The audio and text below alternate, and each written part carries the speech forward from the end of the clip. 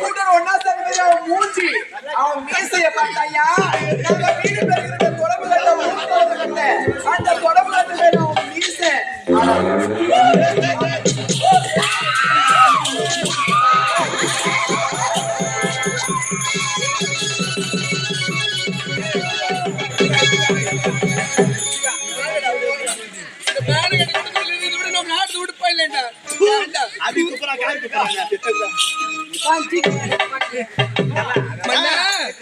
பாத்துருக்கீங்களா?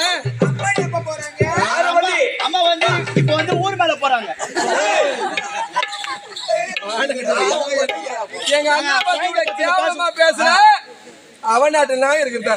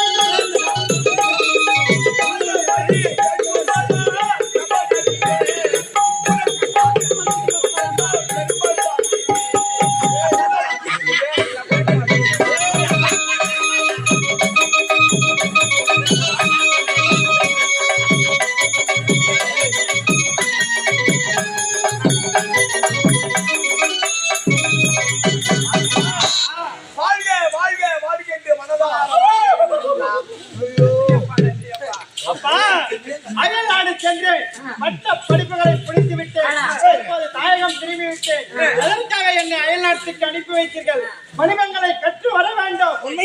எளிய மக்கள் சிறிய முதலீட்டில் பெரிய லாபத்தை பெருக்க வேண்டும் என்பதற்காக நாட்டு மன்னனின் மகன் அந்த வணிகத்தை கற்றுக்கொண்டால்தான் எனக்கு பின்பு அரசாட்சி செய்ய வேண்டும் என்ற இடத்தில் உரைத்து வழி அனுப்பி வைத்தீர்கள்.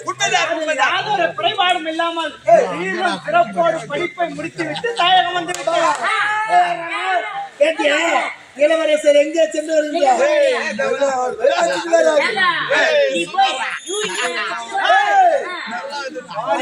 சென்று படிப்பு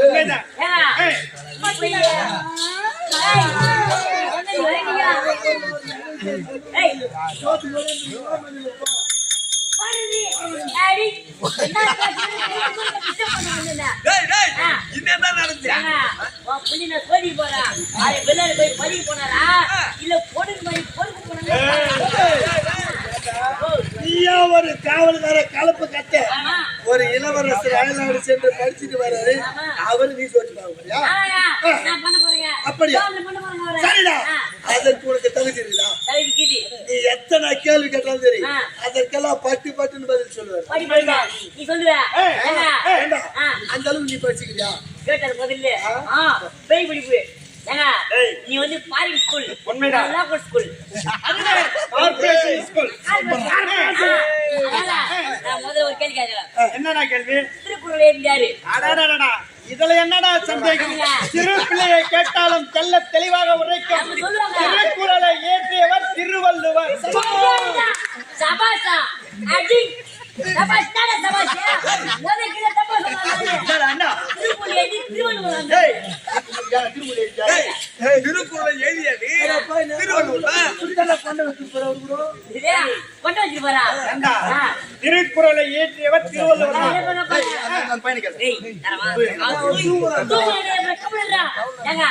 திருக்குறள் எழுதியாரு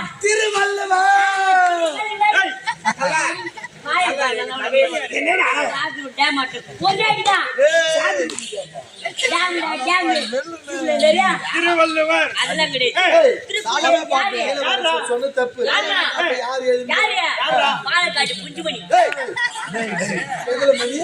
மணி திருக்குறளை இயற்றியவர் திருவள்ளுவர் யாரையை தங்க சொல்லி அடுத்த கேள்வி திருக்குறளில் 4 பால் வகைப்படும் அதுல 4 பால் சொல்லு திருக்குறளில் 4 பால்கள் வகைப்படும் என்னென்ன பால் தெரியுமா இன்பத்து பால் காமத்து பால் அறத்து பால் என்று சொல்லக்கூடிய 4 பால்களை அதுல 3 மீதியா 4 இன்பத்து பால் பொருட் பால் காமத்து பால் அடாங்கம்மா லவடிக்க பால் அவர் ரவுடிகா பாருங்க இப்ப தெரியுதா நீ ஏதாவது சுத்தமத்த செய்ய வேண்டியதா ஒரு பாலை நிறுத்தின அதுக்கு என்ன சொன்னா ரவுடிகா பாரு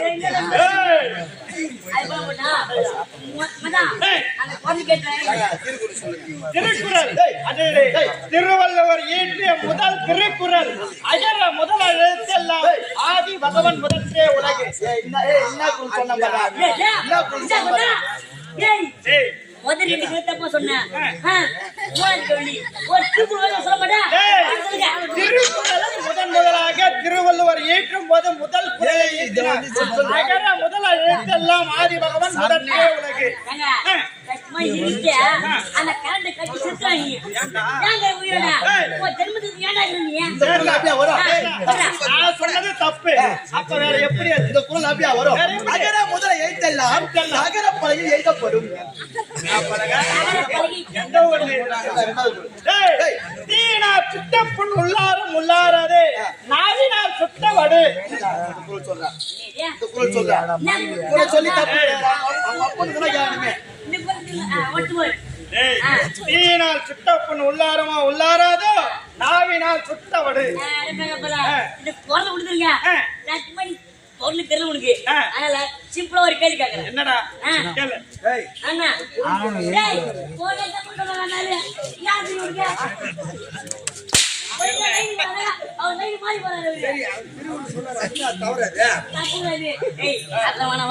சிம்பிளா ஒரு கேள்வி கேட்கறேன் ஆண்டவன் மாட்டுக்கு வாழை படுத்தான் ஆமாண்டா ஆட்டுக்கு வாழை படுத்தான் நாய்க்கு வாழை படுத்தான் சரி எலிக்கு வாழை படுத்தான் ஆண்டவன் எல்லாத்துக்கும் வாழை பச்சான் எலிக்கியா தெரியலையா வாழை பச்சா எலியா வாழை பச்சா ஆட்டிக்கா வாழை பச்சா நான் சொல்றது மாட்டியா வாழை படுத்தான் ஈ ஓட்டத்துக்கு வாழை படுத்தான் மாடு ஈ ஓட்டத்துக்கு பின்னாடி வாழை படுத்தான் சரி நாய்க்கு வாழை படுத்தான் நாய்க்கியா சோறு போட்டா நைட்டு சொல்லும் அதே வாழாட்டி போயிரு அதே நன்றி எந்த வீட்டுக்கு எந்தகம் பண்ணக்கூடாதுன்னு சொல்லிட்டு வாழாட்டம் அதுக்கு படுத்தான் அப்புறம் ஆட்டி இது படுத்தான் ஆட்டு எதிர்க்காங்க எதுக்கு படுத்தான் எதுக்குடா அது புழுகு போடும் நீங்க நாட்டும் அதுக்கு படுத்தான் அதோட இழுக்க போடும்போது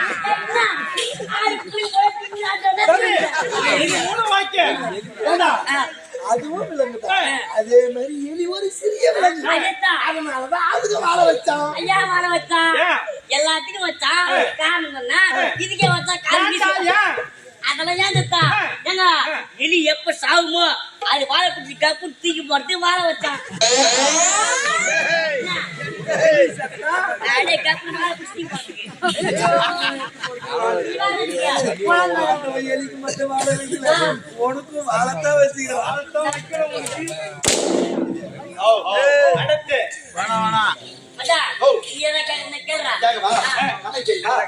சொல்றா, பட்ட படிப்பு படித்தவனுக்கு கணக்கு தெரியாதா? 400 ரூபாய்க்கு முட்டை வாங்கி 300 ரூபாய்க்கு வித்தா எவ்வளவு லாபம் கிடைக்கும்? 400 ரூபாய்க்கு முட்டை வாங்கி 300 ரூபாய்க்கு வித்தா எவ்வளவு? 300 ரூபாய்க்கு வித்தா எவ்வளவு கிடைக்கின்ற?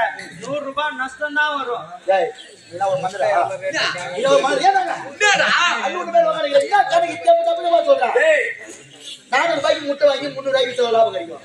ஏண்டா 400 ரூபாய்க்கு முட்டை வாங்கி 300 ரூபாய்க்கு வித்தா எவ்வளவு கிடைக்குன்னு கேக்குற? 100 ரூபாய் நஷ்டம் தான் வரும். 200 ரூபாய் லாபம் வரும் நான் சொல்றேன். எப்படிடா அது? வருவியா? நம்ம கணக்கு தெரியாதா? தெரியலையே. தெரியாதா? தெரியலடா. நான் 100 ரூபாய்க்கு முட்டை வாங்கி 300 ரூபாய்க்கு வித்தா எவ்வளவு லாபம் கிடைக்கும்? என்னப்பா சொல்றான்? புரியல. நான் 100 ரூபாய்க்கு முட்டை வாங்கி 300 ரூபாய்க்கு வித்தா எவ்வளவு லாபம் கிடைக்கும்? நீ முதல்ல அப்படி என்கிட்ட கேட்டிருக்கணும். நான் 400 ரூபாய் கை காமிச்சனா? 400 ரூபாய்க்கு முட்டை வாங்கி 300 ரூபாய்க்கு வித்தா எவ்வளவு லாபம்னு கேக்குறேன். 100 ரூபாய் நஷ்டம் நான் சொல்றேன். 200 ரூபாய் லாபம் வந்துச்சு. இல்லன்றேன். ஏய், நான் 100 ரூபாய்க்கு அடடே, நீ 100 ரூபாய்க்கு முட்டை வாங்கி 300 ரூபாய்க்கு வித்தா லாபம் கிடைக்கும். டேய், நீங்க இங்க இருக்க வேண்டிய நிலை இல்ல. டேய், உங்க அறிவுப்பா எங்கேயோ இருக்க வேணும். அதுக்கு நான் விட்டு போறேன்.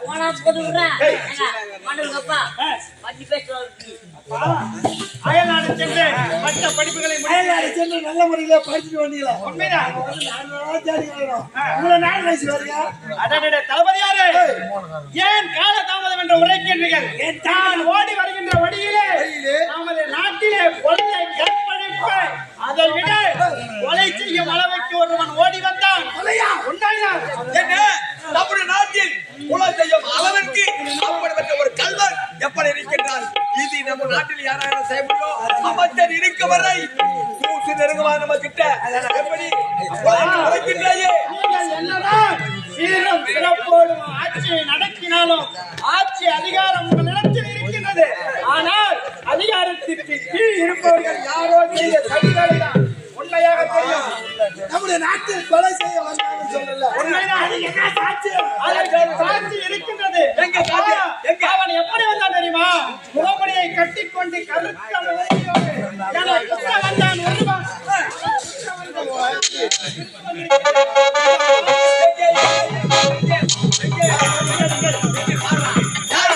இது ஏதோ பேர் இருக்குங்க. இது உயிரற்ற பொருள். உயிரற்ற பொருள். சரி, உயிர் உள்ள பொருளை உரைத்தால் நீங்கள் ஒப்புக்கொள்ளுங்களா? அப்படி உண்மையை உரைத்தால் உன்னுடைய தந்தரை ஏற்கொள்ள தயாராக இருக்கிறேன். அப்படி என்னை கொல்ல ஒருவன் ஓடி வந்தான் என்று உரைத்தேன் தெரியுமா? அந்த நேரத்தில் இமைவால் ஓடி வந்து என்னை காப்பாற்றியது யார் தெரியுமா? இதோ இருக்கிறாளே சரியா, இவள் தான் என்னை காப்பாற்றினார். யார் உயிர் தோழி அல்லவா? எழுதுவது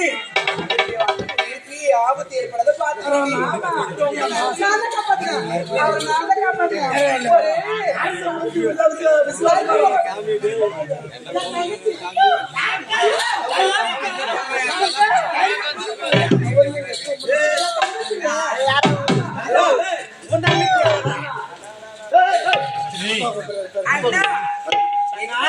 தங்கச்சி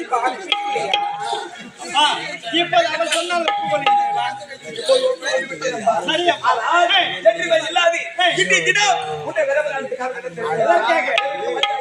உண்மைதான். வீடு போக என்பது கற்களை பொருத்தி மணிமொழி கூட்டி நாட்டு பொறுப்பு நாட்டு நலனை என்னிடத்திலே ஒப்படைக்க போகிறேன். நானா சின்ன சிறியவன். என்னப்பா எனக்கு அரசாட்சி? சரி, அப்படி என்றால் உங்களுடைய விருப்பம் தலைவன் என்று உரைப்பார்கள். உங்களுக்கு பின்பு நான் தான் இருக்கின்றேன் இந்த நாட்டை அரசாட்சி செய்வதற்கு.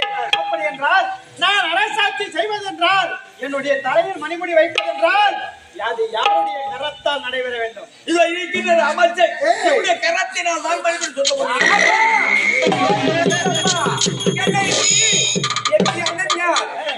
இளவரசர் அவர் யார்? நம்ம பாலாளர் வேலை கையாள செய்யக்கூடியவர். அப்படி இருக்கும் தருவாயில் மறுபடியும் கூட்டுறதா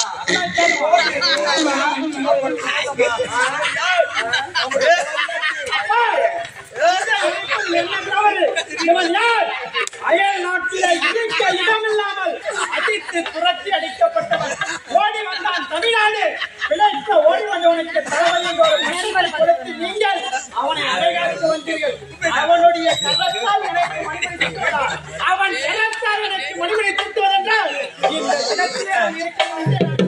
அண்ணா அது மட்டும் கிடையாது அவன் மூஞ்சி பார்த்தாயா அவன் மூஞ்சி கூட்டம் ஒன்னா சேர்ந்து அவன் மூஞ்சி அவன் மீசைய பார்த்தாயா நாங்க வீடு பேர் இருக்கிற தொடர்பு கட்ட அந்த தொடர்பு கட்டு பேர் அவன் மீசை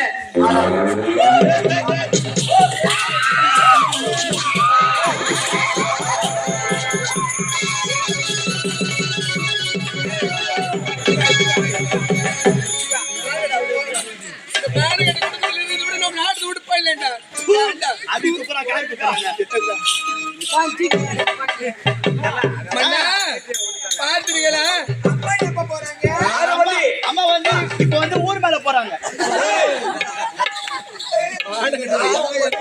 எங்க அண்ணா பத்தி கேவலமா பேசுற அவன் நாட்டுல இருக்கிறதா வாட போகணும் நான் வரோம் உங்க கூட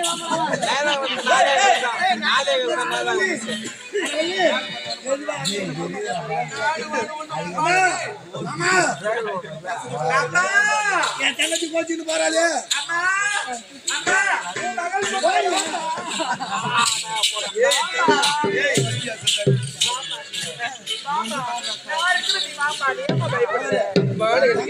என் தங்கச்சி காலில் வாமா அப்ப தங்கோடி வர முடியாது வாமா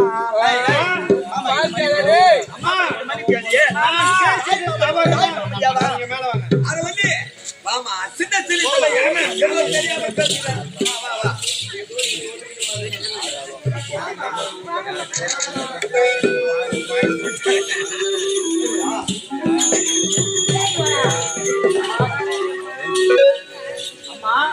தளபதியாரை பேசியதெல்லாம் உங்களுக்கு பாவம் வந்து விட்டது. மறுபடியும் பாத்தீங்களா தளபதியார் சரி, மாமா பேசுறாங்க கோவப்படுத்தீங்களா ஆமா அப்படியாகட்டும் இதுக்கு அப்புறம் நாங்க பேச மாட்டோம் மன்னிச்சிருங்கம்மா தாய் மாமா அவரு உங்களுக்கு தெரியாதல்லவா இனிமே பேச மாட்டோம்.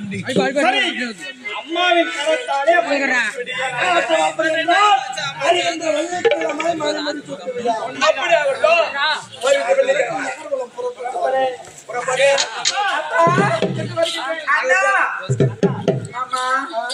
அண்ணா, எனக்கு ஒரு நாட்டு மணிமுடியை கட்டி வைக்கப்பட்டது. ஆனால் தங்கை உலக அறிவு அறியாதவர் ஆகையால் அவளை மலர்வனம் அழைத்து வைங்கள். அண்ணா இப்பொழுது மறுமணம் சொல்ல போக போயிருந்தேன் அண்ணா மாமா போயிட்டு வரேன் அப்ப போயிட்டு வரேன்.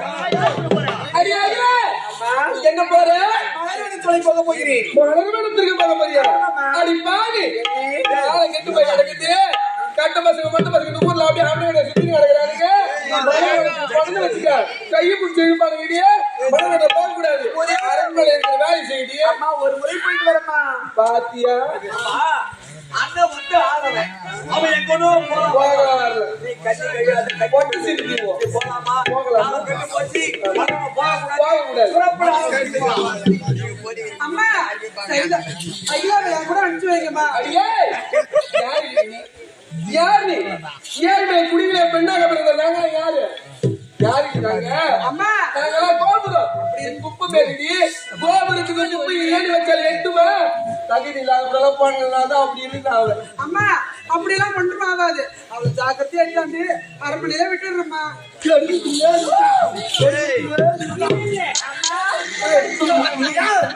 ஏழ்மை குடியை சேர்ந்த அரசு ஒன்றை விளையாடுறதே தப்பு எனக்கு இருவரும் துணையாக வருவாங்க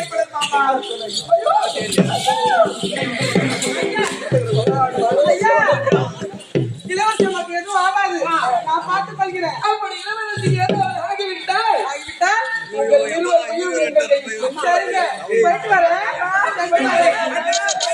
அப்பா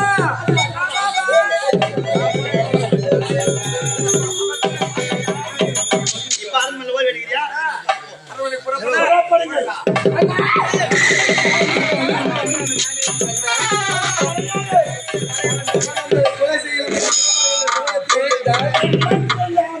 தப்பித்து விட்டாய். முதல் குறி தப்பிவிட்டது அல்லவா? இரண்டாவது முறையாக இந்த ஐயா ஐயா செல்கிறார். மலர்வனம் செல்கிறார். மலர்வனத்திற்கு சென்று இவனுடைய கதையை முடிக்கிறார். இவன் கதையை முடிச்சுட்டு வச்சுக்க. உன்னையே சுத்திருக்கா பாரு அந்த சரிதா. அந்த சரிதா கதையை முடிக்கிறோம். வாடி வாப்பா. எனும் ஈதல் இசைப்பட வாழ்தல் அது வலது ஊதியமில்லை உயிர்க்கின்றான் வள்ளுவன் அந்த குரலுக்கேற்ப